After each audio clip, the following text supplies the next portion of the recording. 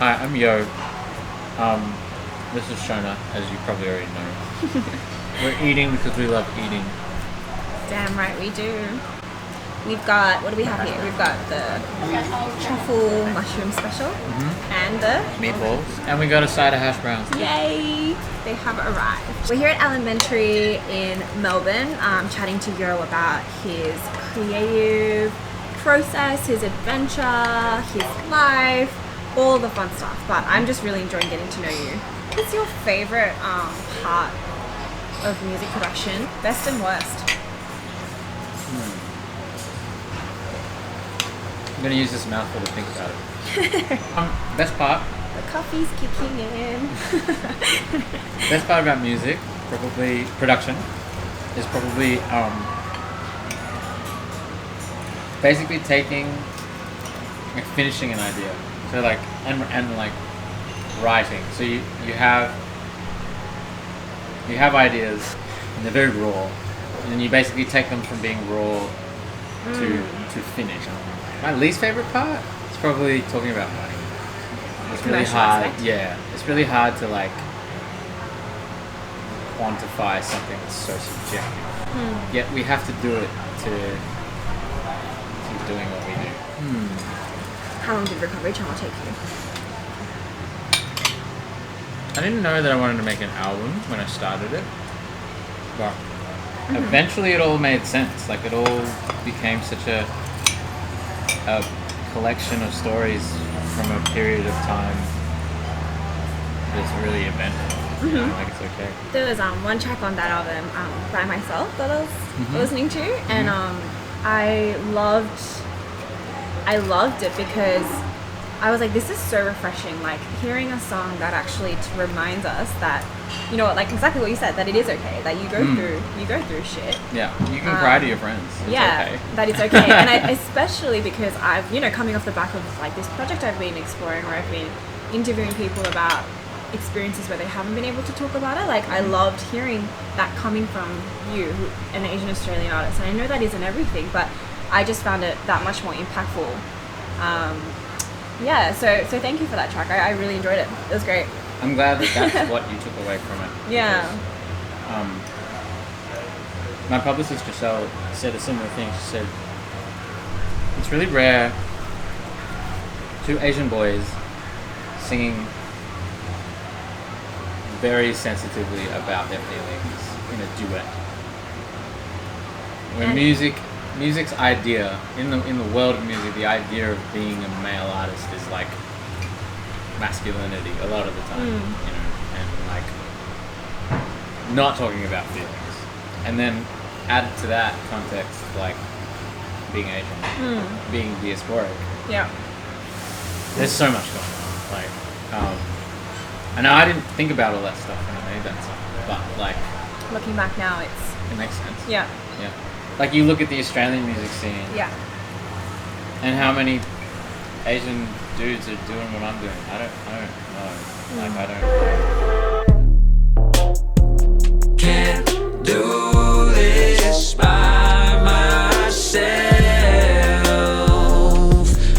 No.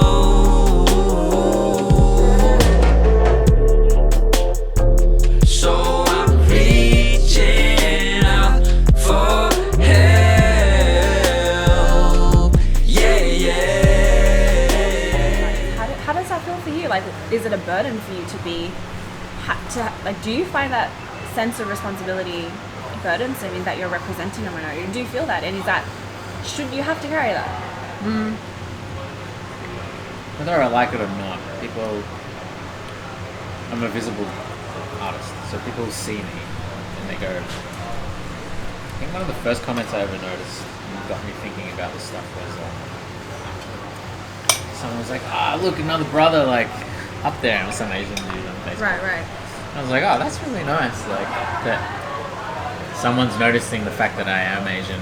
Like another Asian is noticing the fact that I'm Asian, and they're proud of it. And I just don't see that pride. I just didn't see that pride very often back then. Now, but if I can inspire people to go against the grain, and especially other Asian people, and whatever this force is, however you define it, that does keep us out of creative spaces. Like if I can help move people into that direction to want to work in that field more, do it. Be more creative. Like, and I'm happy to be there and support. I'm not a soldier. I'm not like a soldier. You know, I'm not a. I tried to be for a while, and I got tired. Yeah. It's that reminder, because it does get tiring running this race where it feels like you're alone. There are a lot of us trying to make gains in creative spaces, and even just in business, trying to break the stereotype that you're a submissive Asian employee, but you're actually going to fight for that promotion. Like, there's a lot of people that need to hear that message that, firstly, they're not alone, and secondly, like, go for it. Yeah. Outside of music, I mean, I love your hotel traffic Tumblr. Do you want to walk us through, like, what sparked that passion, or what sparked that hobby, and how often you get around to tending to that baby of yours? Right. That is my, like, non-musical creative space, and I feel like everybody needs one. Why do you say that? Or like everyone needs a space that they can go into that isn't to do with their, like, passion, or has nothing to do with financial gain or anything like that, where you're just playing.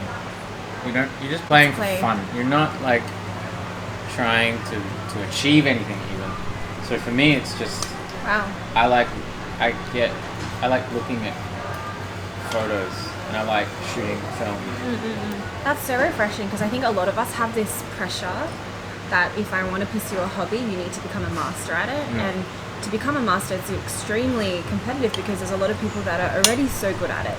Like, and you need to drop your 10,000 hours on exactly. that. And then you think, if I'm not going to be able to do that, why would I even start? You have that fear of starting or even pursuing something for fun. Because my parents worked so hard to get here, doing jobs they probably found quite grueling. Yeah.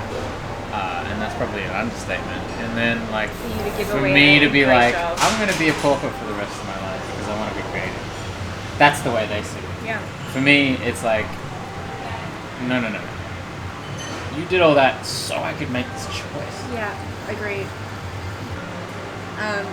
Well, what is one piece of advice that you would give to other musicians, particularly Asian Australian musicians out there who are trying to break molds and get into this creative space? What's one piece of advice you'd give to them?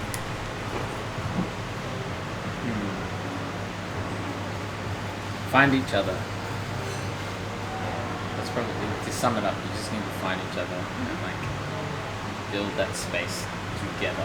Thinking about it, they already have an idea of what the musical space is, especially in Australia. Yeah. It doesn't include us. So we've got to do our own thing and help each other out.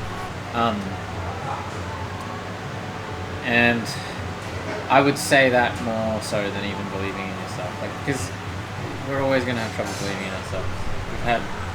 We've been an outsider since the day we got here. Do you think there's enough Asian Australian artists mainstream? Not mainstream. Do you think there needs to be? I Not think really? So, yeah. It's too whitewashed. It'd be another sort of demographic to look up to. Yeah. Especially being an Asian Australian. When you're so ground out, trying to store something you already are. I guess you're so